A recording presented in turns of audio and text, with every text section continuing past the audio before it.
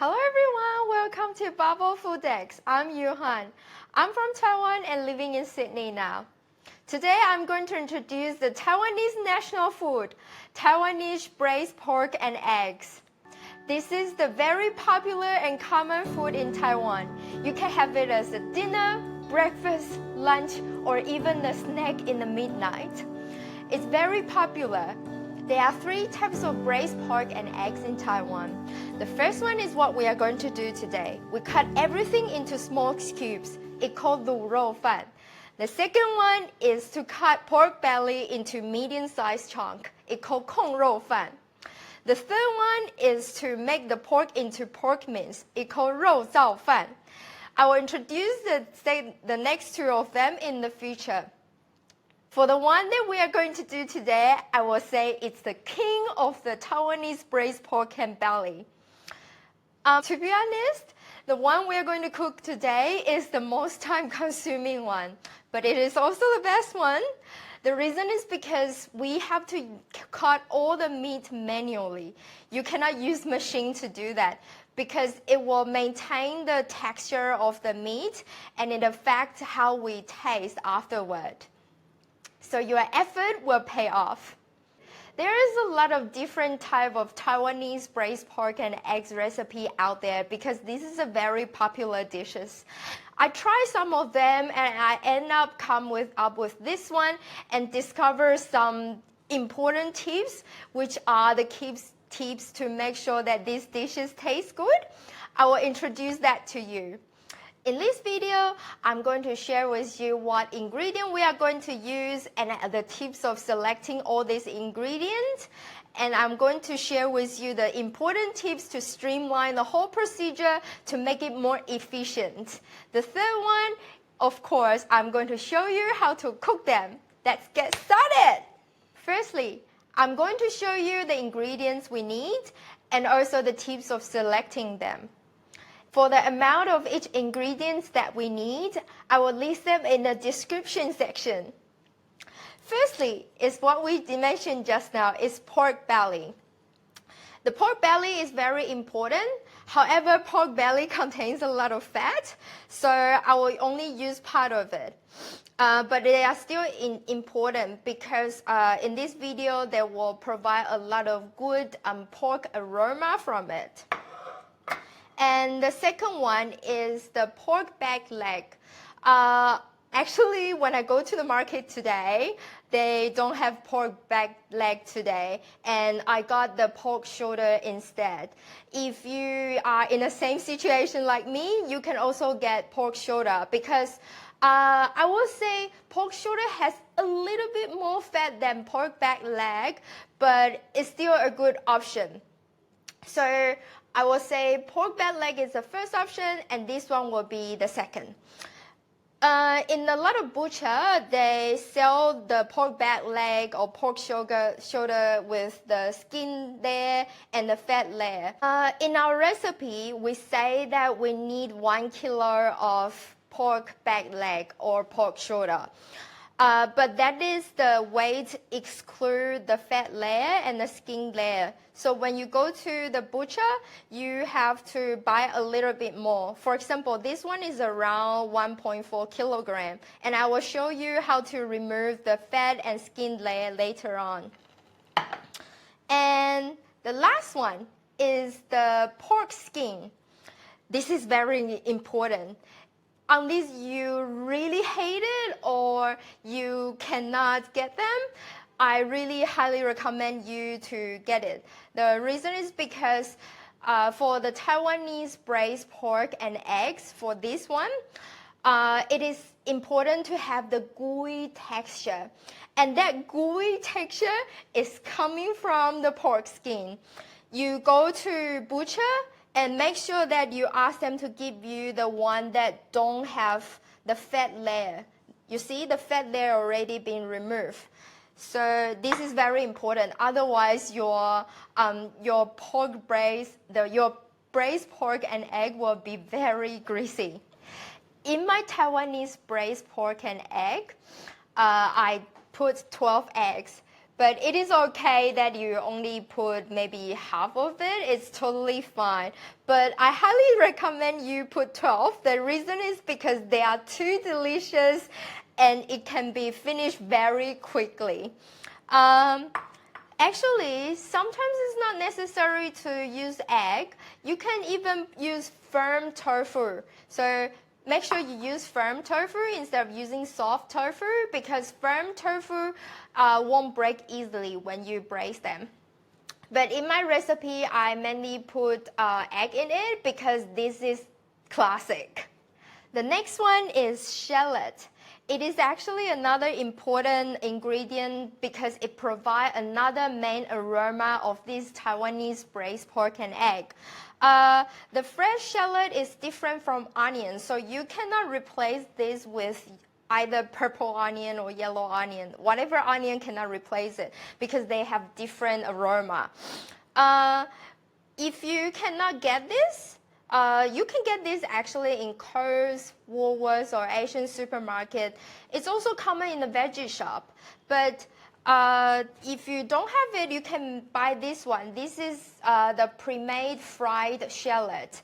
If you buy the fresh one, we are going to make it into this one anyway. So this one is actually more convenient. This is a very common ingredient for Taiwanese food recipe. So I think if you follow Bubble Food Decks regularly, you don't need to worry that you cannot use up the pre-fried shallots that you bought. Oh, for our recipe today, I will use this one instead of this pre-fried one. I just want to show you how to make it. But you can change into this one if you can't be bothered spending extra one frying this. The next ingredient is very important, which is soya sauce. As I mentioned in my previous video about the basic 5 top Asian condiments, soya sauce is one of it. Because soya sauce, different brand is very different. If you want more detail, you can go to that video to have a look. I will show the link at the top for you. In this one, because for Taiwanese braised pork and egg, the main aroma is actually coming from soya sauce, the shallot that we are talking about just now, and the meat. So what soya sauce you use is very important. Other than just using the normal regular soya sauce, I also use part of the glazed soya sauce. It's actually called soya sauce glazed. If you don't have this soya sauce glaze, you can change it into the same amount of just regular soya sauce. It's okay. Or if you happen to have another bottle of dark soya sauce, you can replace it into same amount of it. But it's totally fine if you only have one bottle of regular soya sauce, your Taiwanese braised pork and egg will still taste amazing. The reason I add this one is because this soya sauce glaze usually is a little bit more thicker and it has stronger aroma and tastes a little bit sweet than the regular soya sauce. And with the mixture of them, it can create a deeper and richer flavor to the Taiwanese braised pork and egg. But it's fine if you just use regular soya sauce. The next important ingredient is cooking wine. The cooking wine is important for 2 reasons. The first one is to eliminate some odor from the pork. And the second one is to add some good aroma to the braised pork and egg overall. As I mentioned in my previous video about top 5 Asian condiments that I mentioned just now, you don't need to go to Asian supermarket to get a cooking wine specifically. You can just go to bottle shop to get the cheapest white grape wine. I remember I got this one for only $4. But if you happen to have this, it is also fantastic. We also need a little bit of sugar. The reason we add this sugar is because sugar actually can add a little bit of umami taste to the braised pork and belly. The next one, we also need ginger and garlic, also shallot. We also need some ground black pepper, but if you don't have it or you just don't like it, you can skip it because it won't affect the overall flavor too much. Okay, this is all the ingredient that we need today. Before we start to prepare our ingredient, I'm going to share with you some tips before we start because this is very important to streamline and make our whole process more efficient. The first tip is about the pot we use. Firstly, make sure you use the larger pot because if you use the small pot, there is a risk that the liquid might overflow the pot when you braise them. And the second important tip that I will recommend is to use cast iron pot if you have one at home instead of using aluminum pot or stainless steel pot. The reason I choose cast iron pot is because cast iron pot is famous for keeping the heat. That means that when we saute the pork belly, all the meats and ingredients, it will reduce the time for us to do it. And it also makes it more efficient when we braise it. But it's totally fine for you to use the aluminum pot or stainless steel pot because I just get this pot recently. So before that, I always use other type of pot. Another second important tip. For the first tip that we mentioned just now, it's actually fine you don't really follow them. But for this second tip, believe me, you'll thank yourself that you follow what I say. Is to sharpen your knife before you start to cut anything. And sharpen two knives if you have two knives at home. You need one knife that has been sharpened to cut the pork belly and pork back leg or pork shoulder. And before you move on to cut the pork skin, you either sharpen again your same knife or you use another knife that you have sharpened. The reason is because, especially for pork skin, it's very hard to cut it. And we have to cut them into small cubes. So sharpen your knife will make your life very easy. Now we are going to cut everything and saute pork belly at the same time. Firstly, this is our first knife. We are going to cut the pork belly into the small cubes. We are going to cut all pork belly, pork back leg, and pork skin into this kind of size of small cubes. Don't cut bigger than this. Be patient to cut all of them because this size of little cubes can have a good texture when we taste them. Pork belly has 3 layers. The first layer is the lean meat, and the second layer is the fat layer, and the third layer is fat meat, and also the pork skin.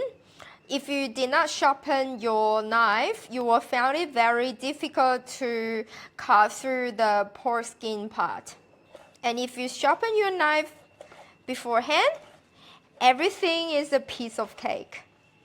If you are thinking whether we are going to repeat this step for all pork belly and pork meat, pork shoulder, or pork back leg and pork skin, the answer is yes. But our effort will pay off. We already cut off our pork belly and now we are going to saute it. While we are sauteing our pork belly, we are going to cut our pork legs and pork skin and the rest of other ingredients at the same time. We don't need to add oil because the purpose of sauteing the pork belly first is to make it release its oil. After a few minutes, you will start to hear the sizzling sound and you will see the oil start to render out from the pork belly. This is the timing that we can start to stir it a little bit and it won't stick on the pan, see?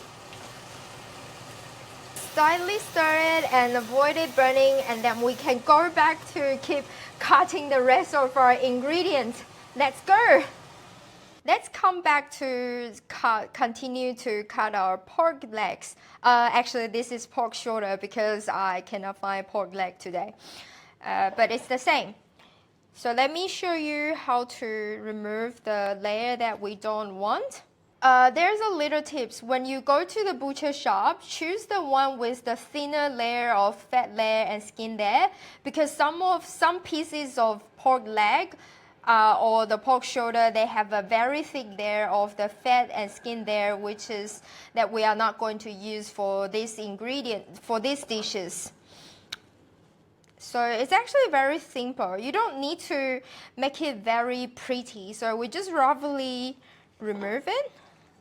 We don't want the fat part, see, easily. After removing all this skin and fat layer, the rest of the lean meat part is probably around just 1 kilo as described in our recipe. So just a reminder again, make sure you get around 1.5 kilogram.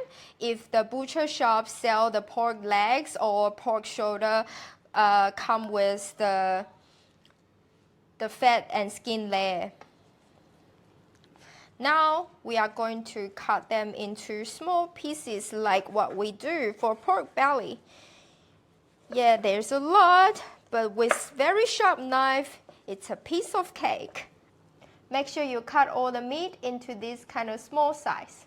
After finish cutting all of the pork leg, which is a piece of cake part with the sharpened knife, we are going to move on to cut our pork skin. I will say this is actually the most difficult part. There's a lot of time I sometimes want to give up, just think that, oh, I don't need all of them. But believe me, everything will pay off. Just keep going and you will get there. As I mentioned just now, this is the knife that I have used it to cut all the pork belly and pork shoulder. Now this is another sharpened knife that I'm going to use it to cut the pork skin. If you don't have two knives being sharpened beforehand, make sure you sharpen your original knife again before you cut the pork skin. It will make a lot of difference. See, if you sharpen your knife beforehand, you don't need to use much strength to cut it through. It's very easy. But if you don't sharpen your knife beforehand, you will find it very, very hard to cut it through. So for the pork skin, sometimes I'm lazy, want to cut it for the bigger pieces, but I don't think it turns out that delicious. The texture is not as good as the small cubes one. So be patient and let's do it one by one and we'll be there.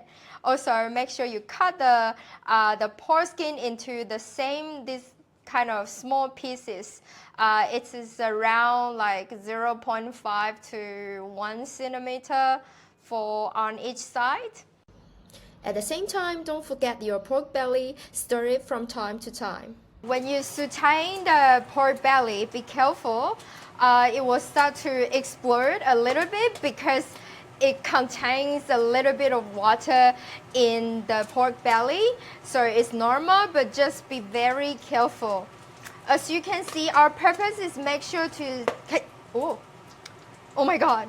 So be very careful. Can you see this very white, a little bit transparent part? It's the fat part. Our purpose of sauteing is to make sure that we render all the oil release out from those fat part. So I think it still have a while to go. We want to make sure every side looks like this, to look like this brown one. This is the Maillard reaction, and this will create a lot of rich and deep flavor for our Taiwanese braised pork and eggs. Okay, let's go back to cut other vegetables. Let's go. For us to come back to cut the veggie, we don't need to change or sharpen our knife again.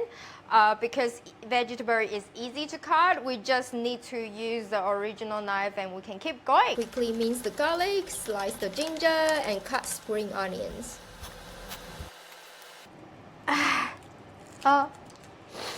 Yeah, so although this shallot cannot be replaced by onion, but they are also like onion, it will make you cry. When you cut it, Okay, we finished cutting all the veggie and we can start keep cooking now. Before go back to stirring everything else, we need to prepare boiled egg. I use multifunctional cooker to steam it for 15 minutes. If you don't have any steamer or anything else for you, you just use the normal pot to boil it in the water for 10 minutes. If you want to know more about how to steam and boil the eggs in the detailed steps, you can refer to my previous post about aromatic tea eggs. I'll share the link with you here. I have used the Datong multifunctional cooker to steam the eggs for around 15 minutes and it should be done. Great! None of them is cracked, which is great. And we carefully take it out. And add the cold water into it to cool it down so we can peel it without burn our hands. Okay. Oh, I break the egg white a little bit, so be careful. When you choose the egg, it's better to use the egg that is around like 1 week old. The reason is because the very fresh egg, usually it is hard to peel, and it will be good after you get the egg and you put it in the fridge for around 1 week. It will be easier for you to peel the shell without breaking the egg white. Personally, I also found that the smaller egg whites taste more bouncy. So I highly recommend you choosing the smaller egg instead of big egg. And in Australia, usually smaller egg is cheaper, so it saves you money as well. Everything is ready. Let's come back to stir fry the rest of the ingredients. Now most of the oil are released out from the pork belly. You can see the oil at the bottom of the pot. And most of the pork belly are like this. They are bronze and a little bit crispy. And this is the timing that we add the shallot into it. And we have to keep frying it until it looks like the pre-fried shallot. The same, you need to be patient because this step will take a while as well. If you want to reduce the time, you can buy a little bottle of the pre-fried shallot, as I mentioned in the tips of selecting the ingredient part. Otherwise, we just need to wait and stir it from time to time to avoid it burning. After the shallot become a bit translucent, it's timing for you to add ginger. If you bought pre-fried shallot, you can skip this step and directly add ginger. Oops, I a little bit overburned it. See, the color is a little bit darker. It should be a little bit lighter brown, but it's not too bad. So be careful if you use the fresh shallots when you pan fry it, make sure it's not overburned. It's time to add the rest of the pork shoulder or pork back leg to stir fry them. When the pork shoulder or pork back legs turns a little bit brown and white, it's time to add garlic. Stir fry it for a few minutes. When you smell the aroma from garlic, add sugar. Make sure you mix everything well, and it's time to add the last item, pork skin. We found the pork skin become a little bit transparent. This is the timing that we can start to add the different condiments. Let's add 3 tablespoons of the cooking wine. Add the soy sauce glaze. And we are going to add 100 ml of soy sauce. Keep stir frying it until you smell the aroma from the combination of the condiment and the pork. We're also going to add a little bit of ground pepper. If you don't have it or you don't like it, you can skip this step. Mix everything well. Now we are going to put everything into it. Put 12 eggs and all the shallot. We are all going to add 800 ml of water. The principle is cover almost all of the ingredients, including eggs. And we turn it into the high flame to bring it to boil. It is okay that the egg is slightly not covered by the water. However, 99% of the eggs and everything else should be covered by the water. Once everything is boiled, we put on the lid and use the small flame to braise it for 2 hours. If you are run out of time, make sure you braise it at least for 1.5 hours. I have 4 stove tops. Some of them has the smallest flame for this one is still too big for braising these Taiwanese braised pork and eggs for 2 hours. So I decided to change it into this one because the smallest flame for this one is a little bit smaller than this one. So make sure that you are familiar with your stove top. Make sure you use the suitable flame to braise it.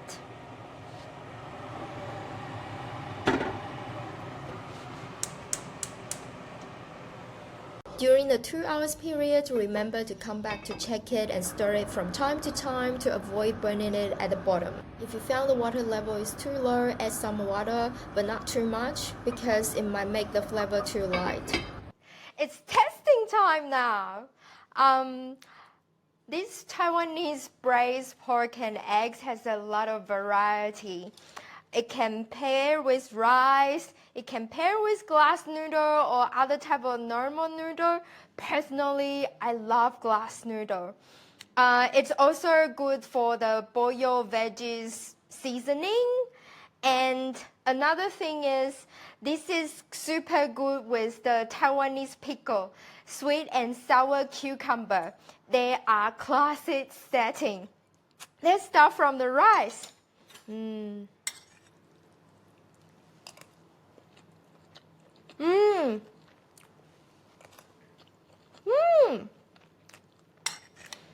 As I mentioned just now, I cannot buy the pork back leg today. I got pork shoulder instead. If you buy pork back leg, the meat flavor will be a little bit more chewy. If you buy the pork shoulder, the meat will be a little bit more tender. But in exchange, the pork shoulder has a little bit more fat than the pork back leg. You can choose it according to your personal preference. They are both very good. And there is a little bit, the gooey taste mixed with the rice is really good.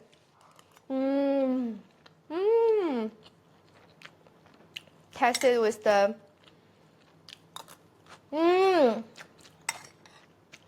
Oh, the sweet and sour cucumber is the perfect match because no matter how we try to make it less greasy, Taiwanese braised pork and eggs has a certain amount of fat there. And this sweet and sour cucumber is the perfect counterpart of it. They just even each other's taste. Let's try the veggie one.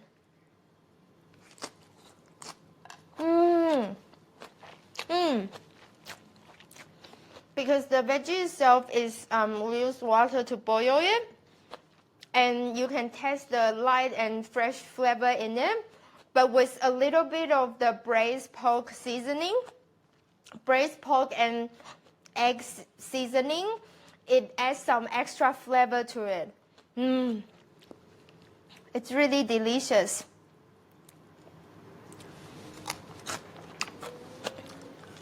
You can do this with the whatever type of leafy veggie, like bok choy, even cabbage. You can do it with that.